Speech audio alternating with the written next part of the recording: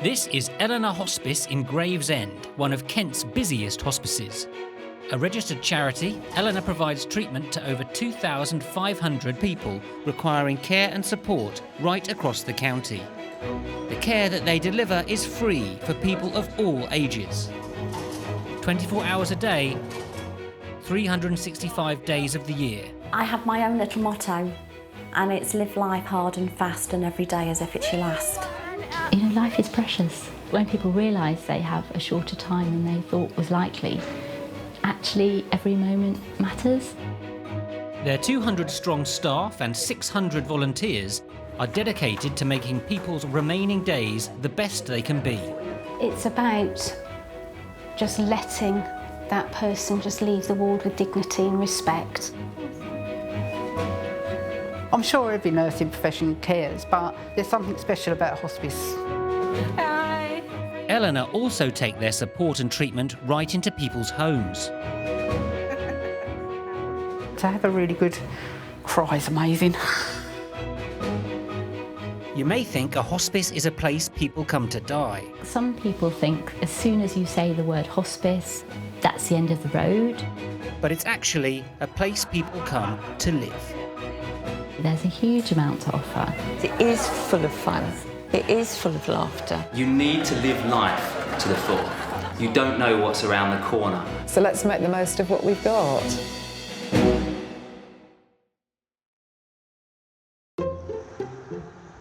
Eleanor Hospice provides personal, emotional and holistic end-of-life care via a multi-skilled team of nurses, doctors, therapists, spiritual leaders and volunteers. Out in the community, Eleanor's team of nurses provide care to patients in their own homes and also in local care homes. On site, the 15-bed inpatient ward delivers palliative care to people aged 14 and above, and is a place where families can enjoy some quality time with their loved ones before their passing. An important part of the care that Eleanor provides is day therapy. Day therapy sessions are a safe, supportive and inclusive space for terminally ill patients and their families to take part in social activities, therapies and classes. It's 9 a.m. and healthcare assistant Sue Pitcher is preparing for the arrival of today's day therapy patients. My key disappeared from its usual spot and that confused me. My name is Susan Pitcher. I'm an HCA in day therapy.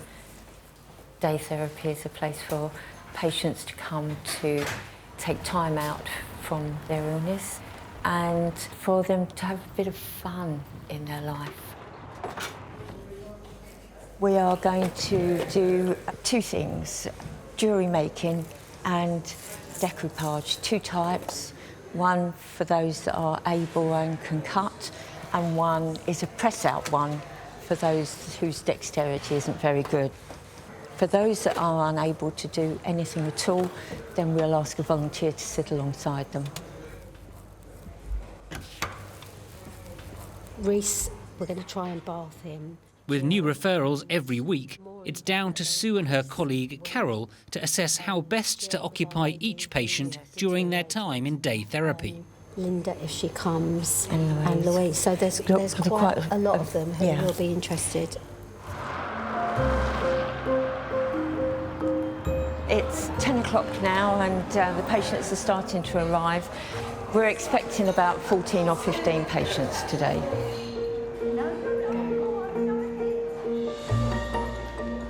We are expecting a lady whose name is Jill. She's relatively new to day therapy and I haven't met her before. So my role today would be to assess her to see if we can find something she would be able to do.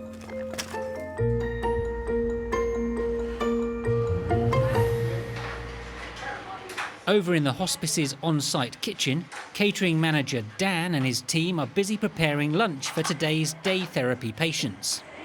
My name's Daniel. I'm the catering manager here at Eleanor. I have a wonderful team of five people who we provide, what we like to provide, really great care for our patients. Today we're serving, what are we serving today, Charlotte? It's a haddock and cheese and tomato bake with cream potatoes and broccoli, puff pastry sliced with cream cheese and roast peppers. Yeah, so that's today. And baked egg custard with apricots. And that's for dessert. There's varied things we do in our kitchen. In the morning, naturally we serve breakfast for our patients. We also provide a selection of sandwiches for our special treats shop at Downton Valley Hospital. Lunchtime is always very busy. We're doing a little bit of everything in a lot of places at the same time, but it always seems to work very well. What tatties you doing with your fish, Charlotte? Just creamed. And lunch is a very important part of the day. We spend up to 2.5 hours preparing for it. The nature of hospice care is that no day or patient is ever the same. So Dan and his team do their best to accommodate all patients' needs. Do you know what? There really isn't challenges, is there? It's just so fast. We adapt. If someone wants something off the menu, we'll do our best to do that. If they want egg and chips, we'll do egg and chips, you know, patient-wise. I suppose sometimes the odd challenge is that if we get like last of the moment things. So like if we have a on the spur wedding that's been announced, so we have to try and put things all together for them, so to make that moment for them special.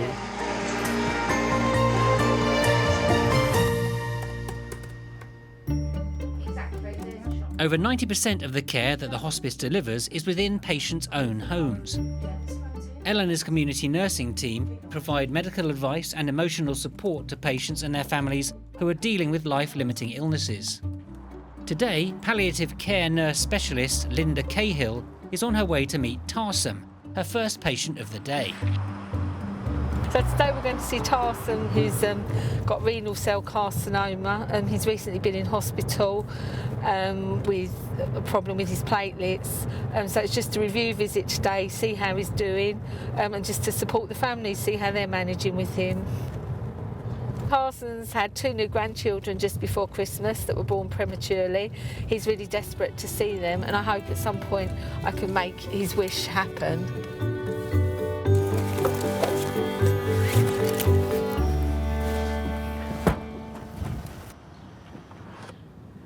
Hi, how you doing? All right? And are you getting on all right with the care girls? Yeah, they are very good. They are polite. He started the sleeping tablets, didn't he? Yes. Have they helped at all? We've tried both types, but they're both similar. Last night we gave him 1.5 tablets. Okay. But we were up at the same time. Really? So didn't. And is he still getting up so many times in the night? Okay. Yes. Tarsum, how do you think you're drinking and eating? Drinking is all right. I don't want to eat nothing. I don't know why. You don't know why? I never felt like this before. If I'm hungry or not, I eat at the right time, although I take less. You don't have little snacks in between? No. Before we talked about having little snacks when you have a cup of tea. No? You won't eat. So maybe steroids would be a good idea to try and boost your appetite a little bit. Yeah? Yeah. And how you feel? Are you feeling a bit low at the moment? At the moment, yes. Yeah. Yes, I am feeling low. I know you're ill, but do you think that's sort of a bit of frustration as well, that you can't do what you used to do? Because you used to be out and about a lot, didn't you? Yes. I used to walk quite a lot. Yeah. I used to do shopping, but now I am so tired that I don't want to get up. Yeah, so it's a whole change for you, isn't it, in the last few months? I try my best. I know you do, darling. I try to walk as much I can, but my body is not helping me. We were talking about your twins earlier on. Okay. Because you're desperate to see them, aren't you? Yeah. Have you seen them now? I've seen them. Oh, excellent. Okay, so that's good. So did that give you a little boost, make you feel a little bit better? Oh, you went in the taxi, in the wheelchair? Because you were desperate to see them, weren't you? That's right, yeah. Yeah, so that's really good. Did you get to... Yes, 2 photos. Yeah. Yes, he had them both on his... Really? Oh, bless. And so you managed to get to hold them, so I think that's really good as well for you, That's isn't right, it? yeah, it is. Yeah. Is there anything else you want to ask me at the moment, sweetheart? No, you are doing everything. You are doing everything possible to help me. Well, I think you're doing a lot yourself and your family, aren't you? You're putting the effort in with the physio, with the eating. You have done more than my doctors have. Yeah. Well, I talk to your doctor, don't I? And he gets a nice long letter for me. Yeah. But shall I ring you next week to see how you're doing? Please do, yeah. You can ring me anytime. Anytime. But obviously, any problems, you know where we are. You give us a shout.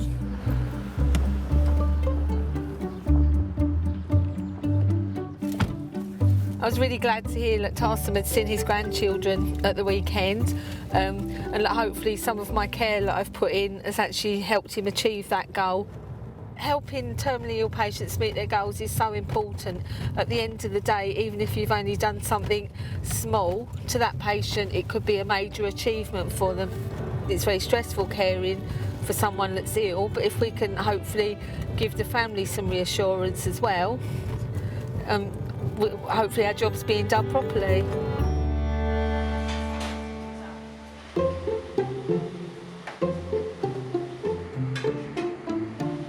There's people here who sometimes can't even swallow, so we have a special pureed food we make here. We always have little stocks of everything prepared. If someone wants fish, if someone wants that meat or something, we always have these little stocks prepared ready. So having the opportunity to even share a meal with their partner, if they have the pureed version and their partner or a family member may have normal. So it's very important for them to still feel that they're not somewhere different. Even these small pieces of comfort when someone's feeling a little bit vulnerable can often make them feel a lot more relaxed. Yeah, so this is one of our typical fish puree meals. As you can see, it's just white fish with parsley sauce incorporated into it already, with carrot, broccoli and just a little bit of mash. The method hasn't changed at all really. You know, it's we just added new things, a bit of tarragon and cream and things now just to give it a bit more flavour. Oh, thank you very much. Cheers, thank you. Oh, we've got it here, Shah. This is our award menu. It comes back about this time, 11:30, where we find out what our patients want. Often it's soup or something soft like scrambled egg. And jacket tatties, just a little bit easier for them to eat. What have we got? We've got 1, 2, 3, 4, 5, 6 fish, 2 of your roast beef. Sorry, roast pepper and cheese puffs. Egg custards, oh, they're like that. 1, 2, 3, 4, 5, 6, 7, 8, 9, 10 egg custards. And just 3 jelly ice cream. Lovely. Yeah. Awesome. At the Eleanor Hospice, Sue and the day therapy patients are getting stuck into their arts and crafts. That's the trouble, these are quite loose. Then they're more of a necklace bead rather than a... Well, it's finding something that will hold it.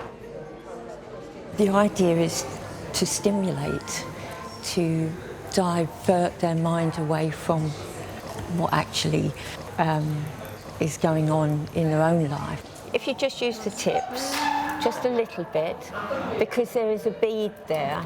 Can you see? Can you feel? I can see it. No, I don't feel it. I can just about see it. Do you know where you found these ones? In your pot. Oh, okay. Let's see if that will sit and hold that a bit better. You know, when they go back out through the doors, everything, reality kicks in again, doesn't it, with hospitals, appointments and anything else. Just over here. We had a new lady who, she's been a couple of times, but she's meant to come in today, but unfortunately she's less well today and off of her feet a bit. This is the lady we were expecting this morning? Yeah, we were expecting okay. her, but she's hoping to come next week along with her daughter. So, and I think she would really benefit from doing some of the artwork. So hopefully, after Sharon's done the home visit, she'll be able to let us know if she's able to come in next week. Yeah. And then if perhaps you'll do some one-to-one work with her. All right, yeah, cheers. Okay, yeah, thanks then. The unpredictability of day therapy is that until the patients walk through the door, you don't actually know what they're going to present with. A patient can arrive who the previous week have been quite stable and seemed quite happy, and they can walk through the doors and they're in floods of tears for whatever reason, and we're here to support them. We care for people in the way that we would want our family to be cared for. Some of them have formed really good friendships. They're very supportive to each other. They know when somebody is low and will do their utmost to raise their spirits. So it's not solely down to the staff to do that, which is what hospice care is all about. So what I would do is, let's just straighten this one. And cut that little bit off. Cut that bit off, and that will give you a guide for one. It won't give you a guide for two, because I don't think until somebody actually has the courage to come through the doors and try it, that they actually realise, you know, it isn't all doom and gloom. No, put it onto a new pin. Okay.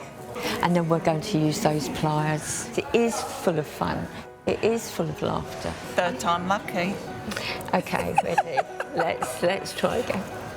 We have our sad moments, but I think on the whole we probably have more happy moments than we do sad. And hopefully by the end of the day when they go home, they can go home with a smile on their face. It's 12 p.m. at the hospice, and the day therapy patients are settling down to enjoy their lunch. We're all on track to get our food out by 12:30. It's now 12:15. Hot food, hot services already.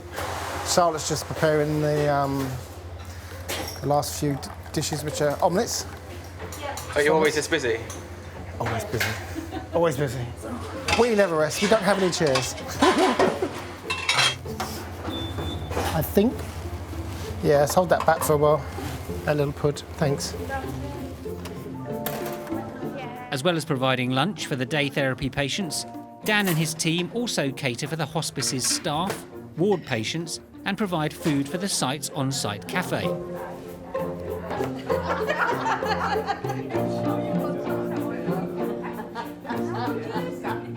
I've had people looking after me, so I can understand how they may be feeling.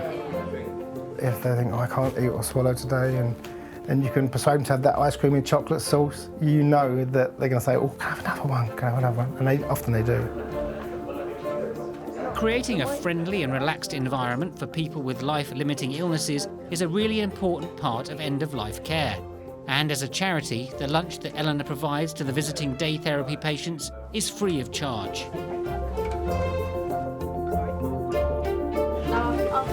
That's really hot. Thank you very much. Thank you. I think it's very important to engage with the patients, even when they've just had their meal, to find out if they enjoyed it. Come on then, I've got an apron for you, come and help me. And when you see them smiling and telling you, I really enjoyed that, you know they did, because you can see it on their face, you know. We've never had a bad meal, and I've been here 3 years. Glad you'll enjoy it. Yeah. It's wonderful. Been very busy, you know, often he's in the kitchen, the team's worked very hard. In such a short space of time. I don't like cooked broccoli, I like it raw. You like it raw? Yes. Had a new request for raw vegetables, the lady said she likes, so next time we'll give her some raw broccoli. Hopefully that will keep her happy. No problem. It went very well, no issues. But that's always nice to have no issues. Yeah.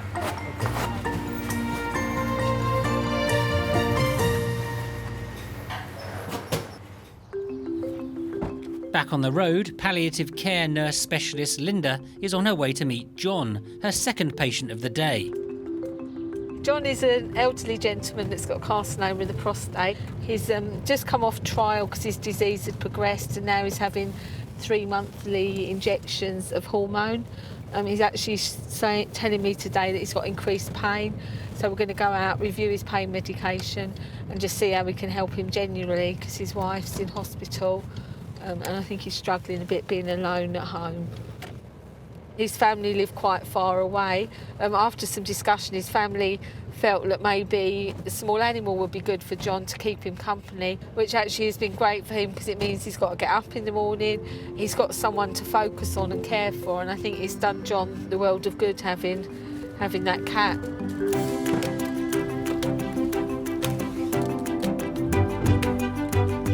Alongside dealing with his own illness, John is currently living alone after his wife was recently hospitalised following a bad fall. Hello there. Hi John, it's Linda. You come to assess everything? I have. How are you doing, my darling?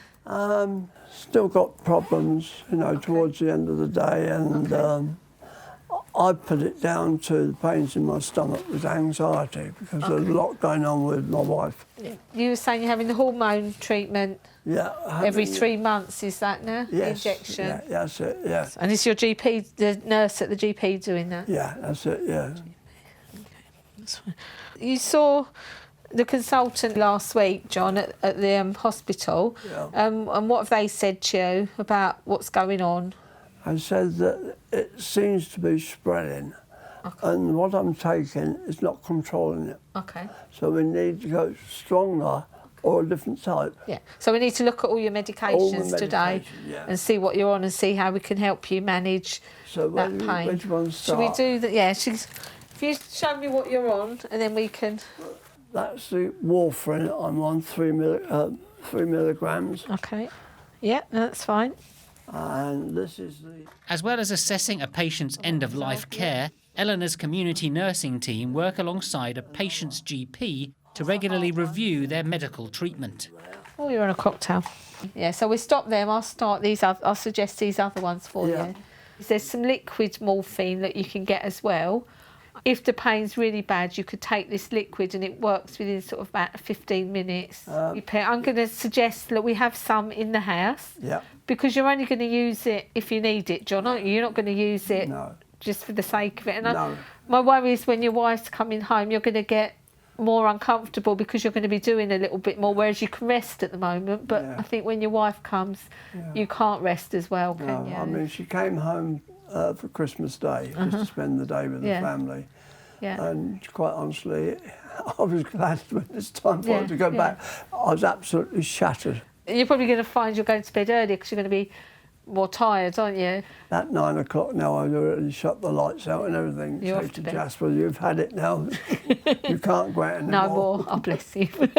Yeah, he's a good friend. He is, yeah. You said before he's been great company for you, hasn't he? So. And that was all down to our children, the girls. I said, you need companionship. Yeah. Okay, so what I'll do is I'll go back, John. I'll look at our equation for you. Yeah. I'll change you on to twice a day. So that'd be oxynol, but it'll be twice a day dose. Yeah. I'll ring you later on tonight to let you know what those doses are, and I'll write to the GP as well. Really, then, if we're going to do that, I can see there's going to be an improvement. Hopefully. Yeah. But what I'm doing is I'm on the weekend as well, so I might well ring you just to see how you're doing, for an update, just see how you're doing, see if your wife's home as well. Yeah, I'd be fine. And then I can come out again and see you, you after. Then we can discuss everything. I mean, what she wants and everything. Yeah. Also, maybe we need to think about some help for you as well. I know you're managing at the moment, but things get more difficult, don't they? We'll get your pain sorted. I'll come back again next week to see you. Okay. And then we go from there, yeah? Yeah, lovely. Yeah, okay. John seems very calm about his condition. He doesn't seem worried about it at all. I mean, he's worried at the moment, obviously, about the pain, but it doesn't seem to stress him out that he's got this condition that's obviously life-limiting for him. And I think at this moment he's probably more worried about getting his wife home, and so his disease is almost on the back burner for him. I do love my job. Some days I think, oh my God, but then there's always tomorrow around the corner, and actually when you reflect, you think, actually, I have done something good today, even if it's just giving a relative a little bit of support when they're struggling, when their loved one's dying. But yeah, I do love my job. After being too unwell to attend day therapy earlier today, Carol has received some news about patient Jill's condition. Remember earlier I spoke to you about Jill and didn't come in today because she was unwell. Things have changed quite significantly. One of the nurses has been out to see her and the decision is for her to come in because the hospice is her preferred place of care for end of life. So she's going to be coming in today and I think probably that's the best thing for her. How things will pan out, I'm really not quite sure. It's very sad, but we'll just see what happens.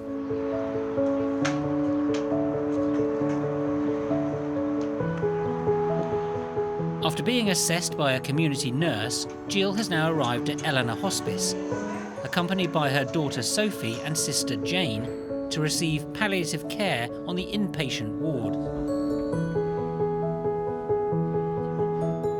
Dr. Nikki Ann Rodwell, Eleanor's specialty doctor, is on her way to meet the family, to welcome them to the hospice and discuss their next steps. Hi there, Jill. So I'll probably grab a chair and come and join you if that's all right. Yeah. I'm Nikki. I'm one of the doctors here. So Jill only first presented to hospital 10 weeks ago with a 1-week history of feeling unwell, not being able to use her left side so well, and scans show the devastating diagnosis that she's got this brain tumour on the right side of her brain. I'm Jane, I'm Jill Bush's sister. Jill was admitted to the hospice today. We was due to come to the day therapy and she had a dramatic change in her mood. We think her brain was swollen and it gave her a really drastic personality change, and we had to have 2 lots of nurses out, and then she ended up being sedated and we couldn't come in, obviously. So, do you have any pain at the moment, particularly? And I think often as a doctor, although I'm trying to assess the patient, and obviously we need to do that as soon as possible, it's also important to leave space for those important moments which need to happen between family. Because unfortunately with our patients we never know how many moments there are going to be, and so it's really important to take every opportunity. Often people do change quite dramatically how they feel about things, because this is all happens very suddenly. Jill's diagnosed, it wasn't that long ago, and it's all been really, really rapid. And she knows it's terminal. She knows that the tumour is going to spread to the other side of the brain. It's already spreading, and in the end, she won't have any control over her body, her memory. And she said, "Can't someone just give me something and make me die? Can you not fly me out to Switzerland?" You know, it's not uncommon that people come with that statement. I always find that difficult. And my job is about improving someone's quality of life so that that can come to a natural end when the time is right. We don't want her to go, obviously, but to hear her say that she'd rather have that, it's awful. It's the worst thing you can hear. But we all understand how she feels. You know it's inevitable, don't you? Yeah. And she wants it sooner rather than later.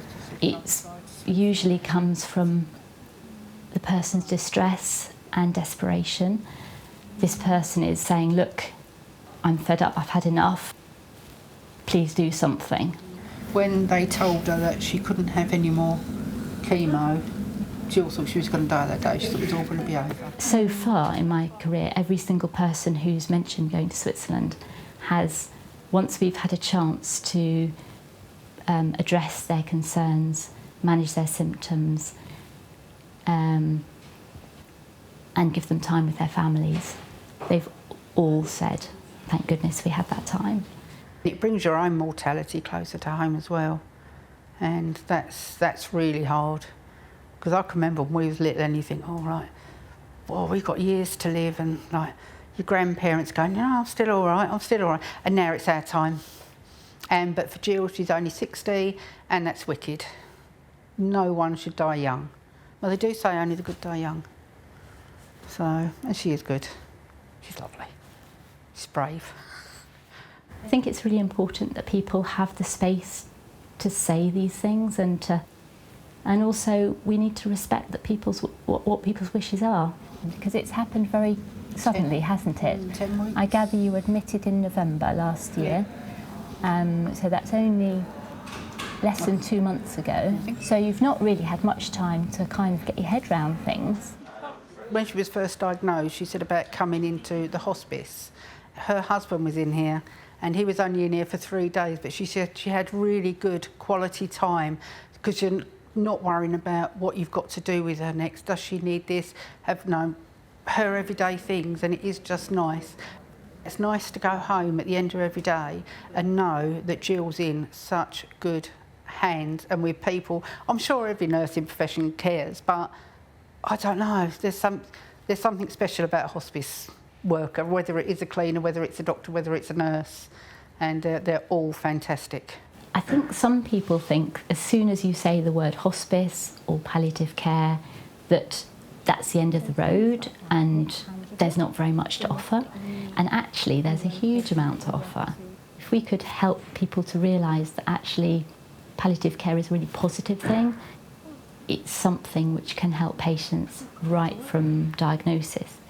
It's not something which is just for the dying bit.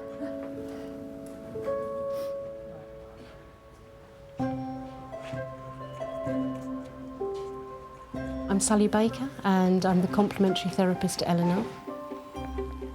My role here is to provide reflexology, aromatherapy, massage and Reiki. They're the 4 treatments that we do here.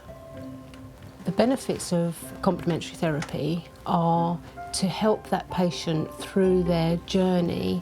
It helps them to feel like they can cope with all the things that they're bombarded with at this time in their lives.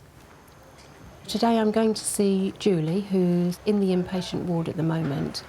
She is hoping to be able to go home in a few days. She really enjoyed the treatment last time, and I'm hoping that I'll be able to do another reflexology treatment on her today. How did you feel after your last reflexology treatment? Very relaxed. Yeah. The treatment I'm going to do on Julie today will be a general reflexology treatment, but I will concentrate on the digestive system for her because she was complaining of some digestive issues. I'm just going to cleanse your feet first. Was it ticklish? Bit ticklish. Very ticklish. If you would like to just sort of close your eyes and really relax your body into the chair, just seeing how I can help that person, even if it's just for 20 minutes, it's just really rewarding. Just go somewhere peaceful and calm in your mind. Some patients here do get better, but some don't. So that's quite hard. But the joy of it is if I can just make someone's life more bearable for that time, that is really lovely.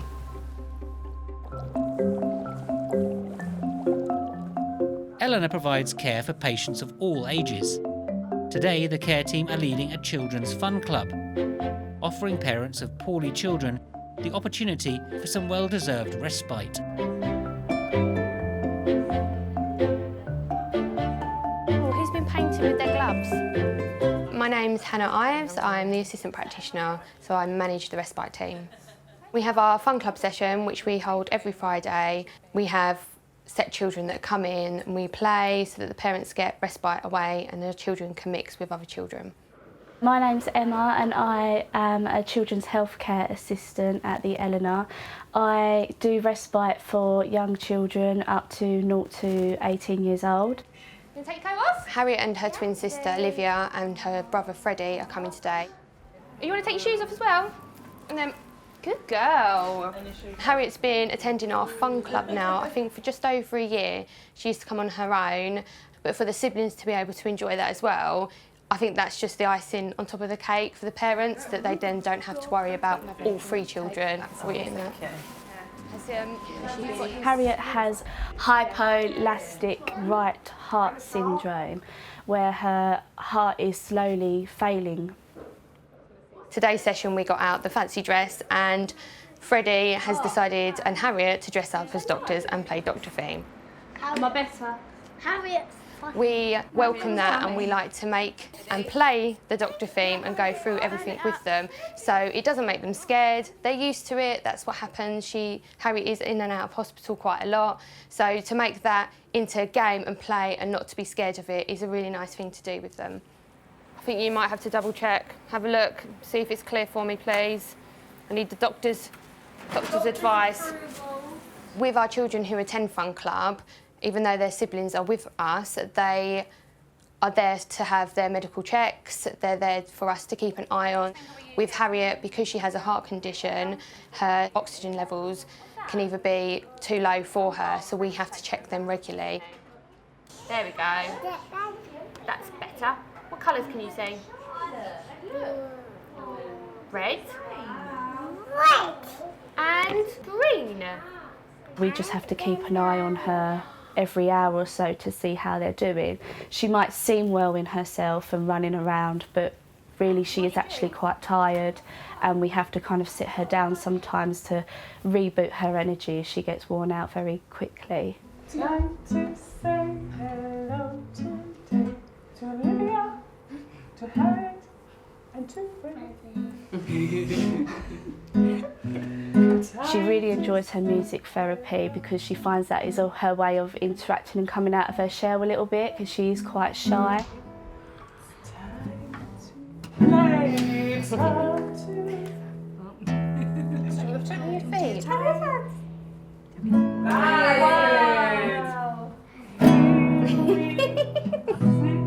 To have a few hours away where mum or dad can just go out and have a meal or go home and have a sleep.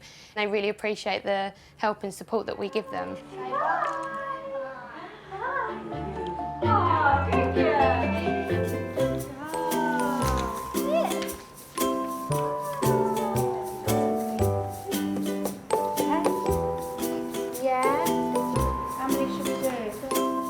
The team at Eleanor provide a fun and safe environment for children with life-limiting illnesses.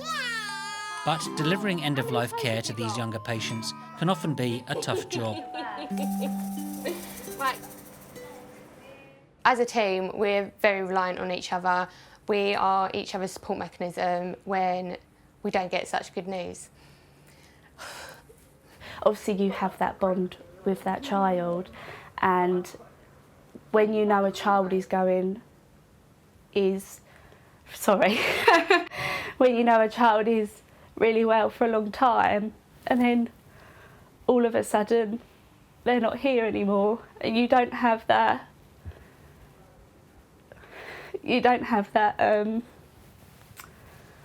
relationship with that family anymore because you're not going there as much.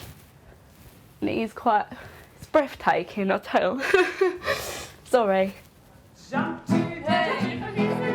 I worked with a child that I had a really close bond with, and say he passed away.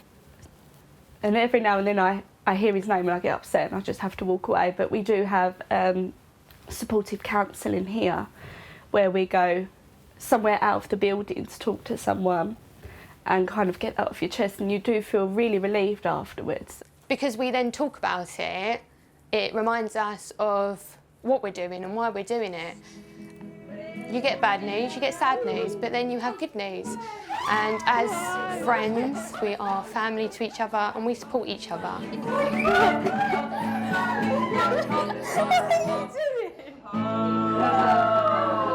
If you get an emotion out of a child, then that is the best thing that you could do, even though you work with a child that doesn't have much simulation. I don't know if that's the right word, but if you work with a child that doesn't do a lot, who just does lay there and doesn't even smile, and you go in there and they recognise your voice and you do things that they love and you make that child smile, it does take your breath away. I've always said it's not about the quantity, it's about the quality, and that's how we see it. If you can give that child the best quality of life, when that sad time does happen, you can look back and think, God, how amazing, look what we've done in that whole time, not just for that child, but for the family, for their friends, for the siblings. It is hard, and a lot of people say to you, how do you do that job? That must be hard, I couldn't do it. Even though it's a tough job, I absolutely love it, and going home knowing that you've done something good out of it, it's just amazing. What if that's looking like? Oh, wow. Thank you. That's beautiful. I'm having it made too. Oh, wow. You made two? It is very nice. Sometimes they forget that they've done something and then they run back and they run in and they're like, Mum, I've got this for you. So it is lovely. But yeah, they kind of seem to be a bit like... She's been fine. Yeah. In herself, and she hasn't seemed to be like so snotty or anything. Yeah. So she's been all right. It's lovely to look back, but it doesn't mean that it's not hard, and we cope and we move forwards and we're there for the next family.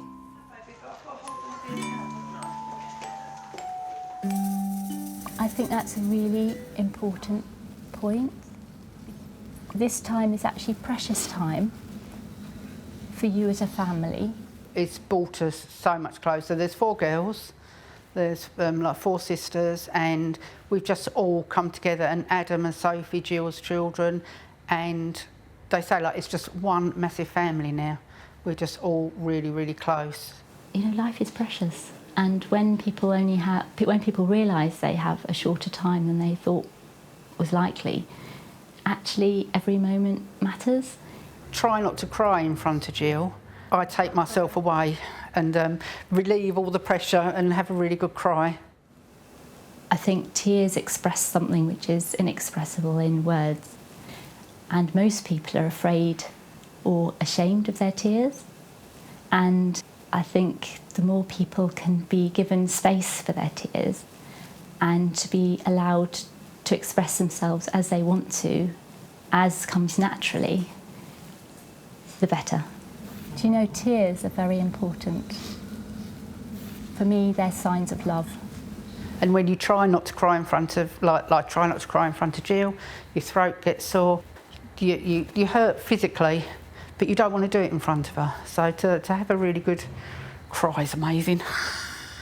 There are times when I do feel very emotional, and sometimes I actually express that.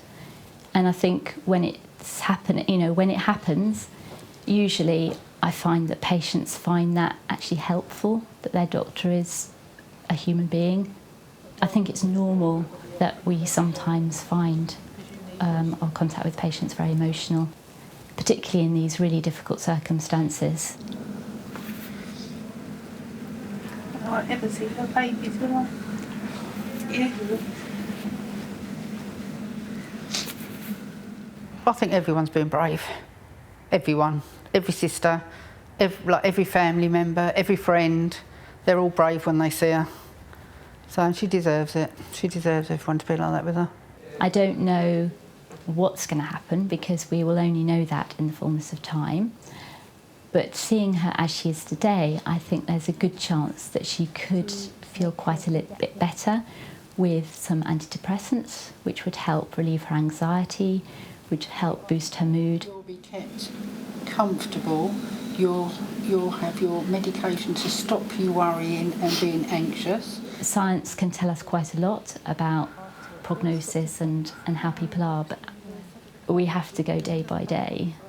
As long as things are stable, there's a good chance that she could go home again and spend some quality time at home for maybe a few months.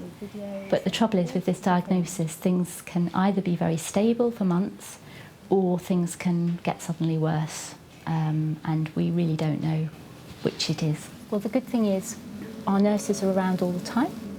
One of her main concerns was the uncertainty, and unfortunately that's not something I can address. All I can do is acknowledge the reality of that for her and her family, and I think that's something that both patients and their families struggle with a lot. But somehow when that's shared, that can sometimes help relieve the burden even of that. She doesn't deserve to have what she's got. It's not fair.